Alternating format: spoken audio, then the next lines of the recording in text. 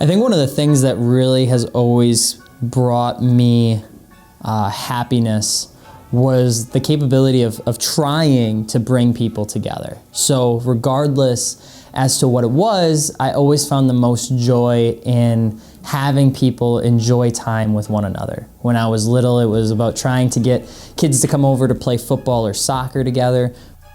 As I got older, I think that enjoyment kind of manifested itself into something different. And for me, it ultimately manifested into cars and people that surrounded themselves with cars.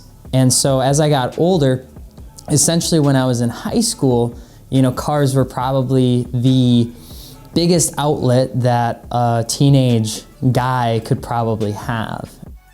And I've always enjoyed cars as a whole. When I was young, my grandpa Lloyd used to have different Corvettes that he'd keep, on his basement window, or he talked to me about how one day, if I worked really, really hard, I could get a C5 Corvette. And I remember, having a lot of joy and having a lot of pride in one day being able to do that. And once I was able to jump into my first car, I wanted a C5 Corvette super, super bad. And when I first actually jumped into the car scene, I didn't have anything even near that. I had a 1989 Mercedes-Benz 300E. That was baby blue with a dark blue leather interior. And I thought I was the coolest kid in town with tinted windows. But something didn't feel right. I jumped over from that Mercedes-Benz onto a 3000 GT, and it wasn't fun. And no matter what I tried to do, even if I was trying to learn by myself, I never really enjoyed it too much. I was trying to bring people together, but the car scene at the time and where I was located wasn't necessarily the most exciting thing to be a part of. People were naturally pretty hesitant and resistant to helping other people, or there was always, a sense of elitism, if that's even a word, to the car scene. And so as I got older, and with my never-ending quest to try and bring people together, because it's way more fun to have a group of people than doing things by yourself, I wanted to try and change that. And I wanted to do that in something that I thought I would enjoy a lot. And that enjoyment came from my grandpa, which was cars.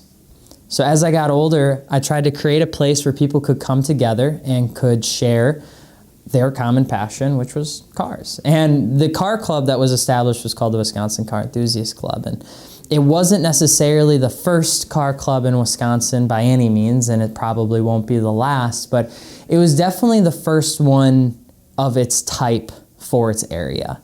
And it was the ability for people to come together and talk and enjoy cars that weren't experts or were experts and could share what they knew or didn't know in an open forum that allowed people to not feel so ridiculed.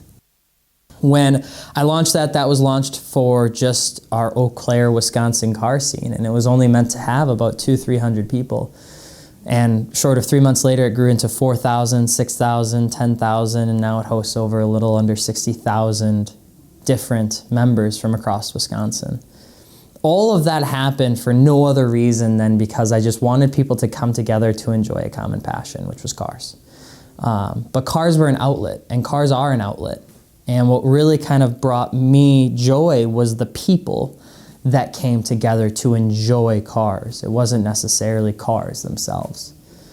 I always kind of laugh because a lot of the videos that we post now on this very exact series are people that work here now that came from that car club, that came from the connections made through the car shows that we host. The very car shows that we hosted for no other reason than because we wanted to bring people together. It wasn't to make money. It wasn't to make a big splash in the scene. It wasn't for cool videos. It was just to help people introduce each other to maybe a car or maybe a type of enthusiast that they'd ultimately become best friends with. Alex Jelena, Dakota Stone, Steve Miller, a lot of the individuals that are now faces here at Fitment Industries, we know from that group. We know from that network of people. And that goes past just jobs. A lot of the individuals that I know and love to this day now are married, that they had gotten together because they had met on that car club page. They had met at a car show that we were able to host. They had met, helping out or volunteering at one of our give back things that we used to do back in the day. And to tie this all back, where it comes down to me was cars helped facilitate all of that. The hobby helped facilitate all of that.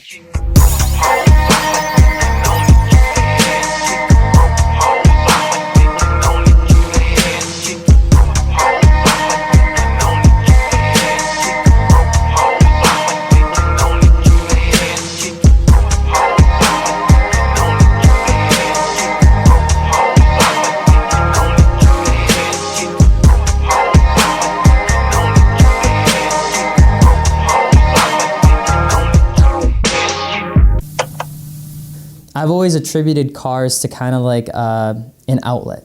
It's like a painting, right? There's not a lot of people that can paint in this world, and if you can, I applaud you. But for the most part, you know, cars are an outlet of who we are. They represent us. They represent maybe the pains that we've gone through or the things that we wish to become. We could be humble, shy people, but our cars are exaggerative, aggressive, and quite frankly, just carried away, because that's who we want to be. That's who we want the world to see us as. There's another group of us that prefer a more conservative, calm look, because that's who we want us to be expressed as.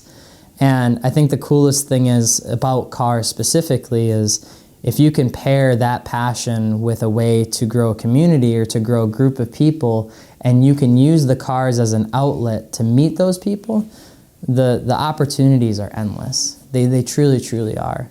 Everything that I, you know, attribute what I get to do every single day is because of that mentality. And it's about learning who people are and new faces and introducing yourself and having awkward conversations at car shows and learning and trying to add people on Instagram or Facebook to learn, you know, just what makes them tick.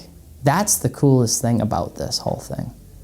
When I look back at my life, there's a lot of individuals that sometimes say, you know, how do you do it? How did it come from, you know, a Facebook group to now what I'm able to do today? And the answer is, you know, it's not necessarily me. It was just me being able to bring other people together and help them make their ideas that they had in their head actually come to life. I always kind of giggle. It can be something where people say, you know, they're just cars, they're just pieces of metal.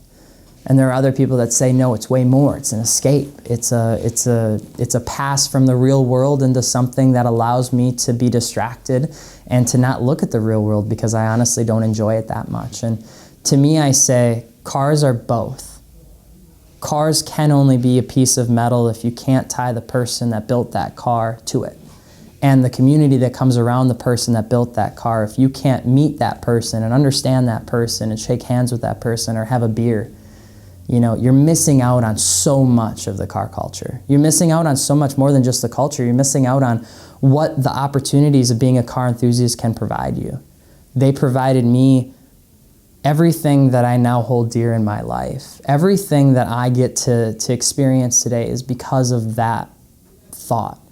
And if there's one thing that I hope everyone else can do as well, is to see past just it being a car and see the person behind that car and learning who they are and understanding why they do things differently, and then, you know, doing that again and rinse and repeat over and over until maybe you have 60,000 people in a car group. Maybe you have your own car detailing business. Maybe you have your own YouTube channel. Maybe now you have your own cleaning care products. Maybe then you'll find the opportunity to go do what you truly love, to do what you're truly passionate about. But never forget that, you know, without the people behind those cars and understanding who they are, they sometimes can only be just cars. He could way better than everybody. He traumatized, he didn't see too many dead bodies. I ain't loving cause these bitches fucking everybody. I drop my top, I do the dance, I'm stunning on everybody.